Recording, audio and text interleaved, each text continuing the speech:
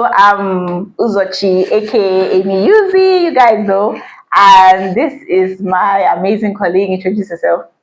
I'm Chika Amadi. Yeah, so we are here to just call it hotel story time. So want to be sharing stories. Our job is very intriguing. Like no 2 days are the same in this industry.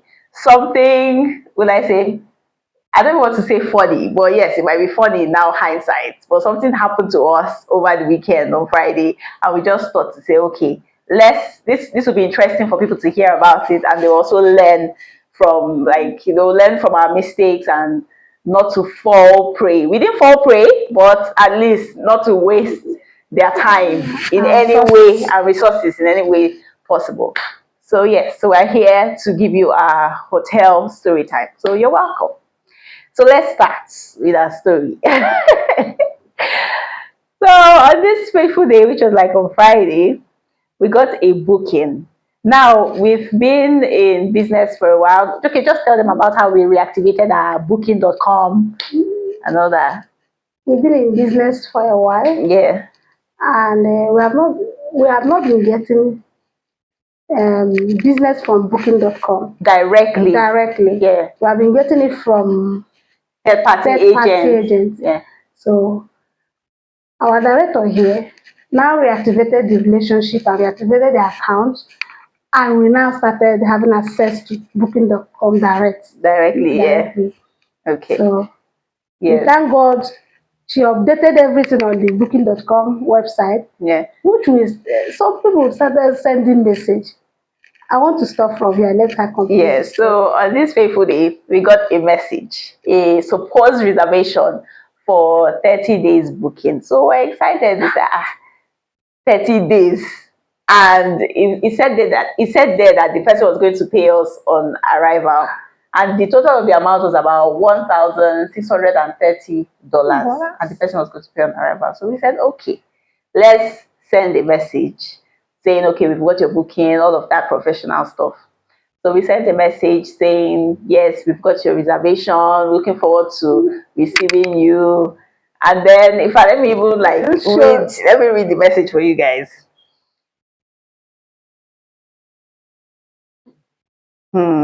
Everything looks so real. Everything.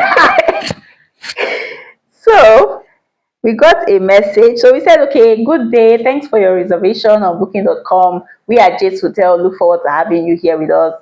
Kindly update us on details of your arrival to enable us arrange pickup. Thanks again for choosing Jade's Hotel. So this person now message saying, I'll be arriving in Nigeria for the first time today and I want to ensure my visit goes smoothly. To that end, I would like to request a private chauffeur. Hey, this was the beginning of the trouble, should I say. Private chauffeur will be available on standby prior to my scheduled landing. I understand the importance of security, so please confirm you have good security measures in place at the apartment where I'll be staying. This is crucial for my peace of mind during my trip. I'll be prepared to make all payments in cash upon my arrival. I'm looking forward to my time in Nigeria and I appreciate your attention to these details. So we let's say we sprung into action immediately. Security, informing departments. But Chika, tell them all your preparations. I have to go to kitchen and inform kitchen we're having a foreign guest coming. Let's prepare. You have to arrange the private chauffeur. Yeah. If you see the way dressing, new tie, everything. After all this, even the man even sent his picture. Yes. To show how he's looking on arrival. He sent us his itinerary, his ticket, and sent us his picture to say, okay, for easy identification, this is exactly how I'm dressed today. So how would you even suspect anything?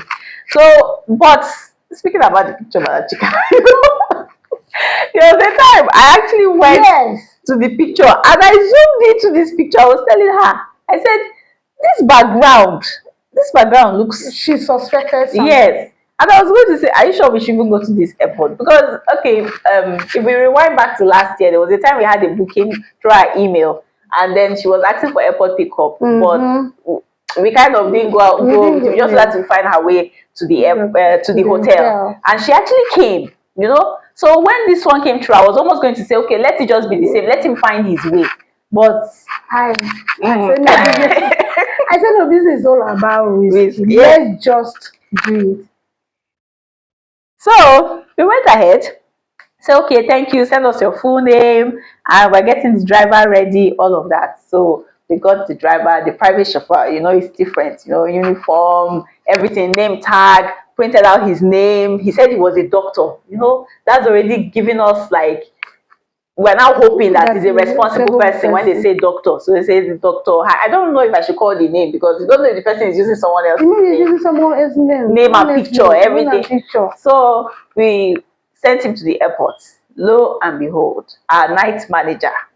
I think that was the first thing that kind of like made us, our excitement kind of dropped, because when he resumes in the evening. So we've been working from morning, sorting all this out, and he comes in the evening. So we're excited to have this foreign guest. So just like we're informing every department, we're informing him that, see, this night you are going to host a foreign guest from booking.com. And he immediately says, you sure say no be scam? That's the word. Yeah, for those of you that don't understand, are you sure it's not a scam? Are you sure it's not scam? And they were like, what's bringing that one now? Why are you bringing negative energy into this thing? And then like, where I worked before, this is what they do. Continue. That is what they do. That in booking.com, you can see good people and bad people there. Say, are you sure it's not? Okay, no problem. Or people should go ahead. Let's see. Honestly speaking, immediately you say that, I begin to doubt the whole thing. And my mind, the excitement dropped. Yes. I say, what is happening? Is that how people behave nowadays? We are doing this thing so that other hotels will know about it. Because I don't want anybody to fall for this. Because I know people are already, they are doing it. Some hotel are falling already. Yes. Because he's told us something that he went to her former place. They actually went to the airport to pick something like this from booking.com. So he actually told us a story that they went there and the person called about, I don't have enough money for something. So I think he told you that, right? Yeah, because he told me they said they don't have enough money for something. Can you send money? So that's what we now had in mind, that okay, if he says anything money, then we know that is a scammer. Yes. So the driver was at the airport and the guy did not come out. 1 hour, 2 hours. 1 hour, 2 hours. He was not out yet. So from this end, we were trying to find out, okay, what's happening?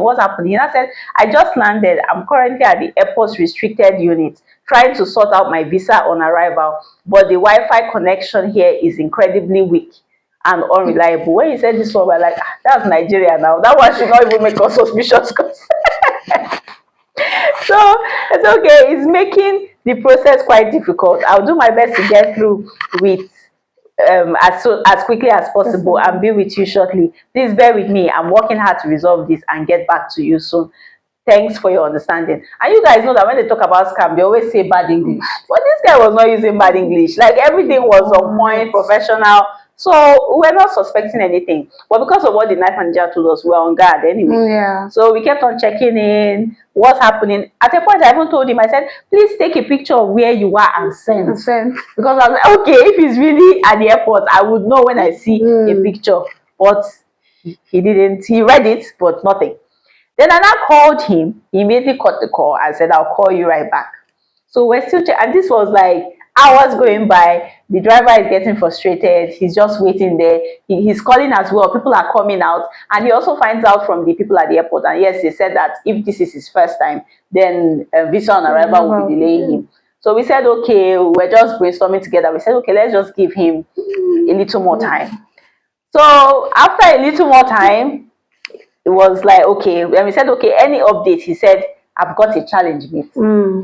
I called Chika. I was like, see the way he's talking. Someone that has been speaking professional, and you guys know when someone says mate, it's like unprofessional. It's not like slang. Yeah. So I was like, what is he now saying? I've got a challenge mate. So I even asked her, should I ask what challenge? She said yes. So I was like, okay, this is a trap.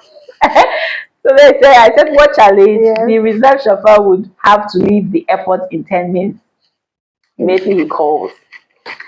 So he now calls, and this accent, like, it's not joining like that. It's not joining like, because the picture he sent to us, this looks like for maybe British person or so, because even the number is the UK number, but the accent is sounding like maybe someone that just started trying to speak properly. Yes, try to learn from there, but it's not that it's bad English, so you just know that, like, if I'm just, oh, hello, good afternoon, something like that, not the actual accent. So after he said that, he now said, okay, he's having a challenge, we should speak to the immigration officer. And then we speak to her, and then she's saying, oh, Dr. Harry is here, and he's having a little challenge with his visa on arrival. He has to pay some money, but he has different currencies. He has the ram, he has a yen, he has different currencies, but he does not have naira and dollar. Please, can you send him some money to sort the visa on arrival? Then when we get, she said we, and you know, that's another thing that is suspicious. Why are you saying we if you are an immigration officer? Say we will refund you the money when he comes back to the hotel. We just said it is not within our jurisdiction to make such a decision. They just cut the call on us. So that's how we almost got scammed. Now, why we're sharing this, like she has said, is so that you will not be a victim. You will not have to drive all the way to the airport. I mean, we filled the tank that day of the car, cleaned the car, everything. Yes, these are things we would have done regardless, but to have to put everybody through that pressure that day, because the way we take our guests here is not just because he was a foreigner. I mean, every guest that's coming first time, especially, we want to make sure that you have a good impression. So everybody, both the security, the housekeepers, the front office, the F&B, the logistics, everybody were all ready to receive him. I mean, we worked late that day. Like, we were supposed to close by 5, but we're here till like 9:30, waiting to receive him. And like, see, it's waste of time, waste of resources. And I'm sure that there are people that will go all the way to the airport, actually send the money, because their game is to get you desperate. So when you're desperate and they say, okay, in your mind, you just say, okay, we're already at the airport, just send the money. After all, they're going to pay us $1,600. If you guys say we're planning for that money, if you say we're planning for that money,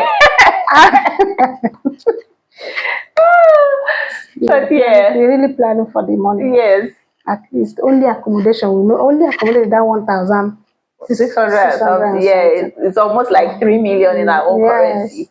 So that's our first story on our hotel story.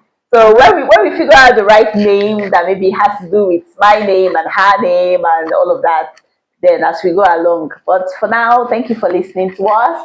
Please help us like, share, and subscribe. Share with people that you know are working in the hotel industry so that they don't fall to any scams. The world is dangerous now, and people are thinking, and I don't know why they're not thinking of good things. They're thinking of evil. Thinking how to cheat. Yes, how to cheat people. So we thank God. We thank God that nothing is our first experience. Yes, first experience, and that's how it was taught. There's a lot of lessons to learn. A lot of lessons. Yes. Thank you guys once again. Thank you. Until next time. Bye. We love you. Yes, we love you. Bye.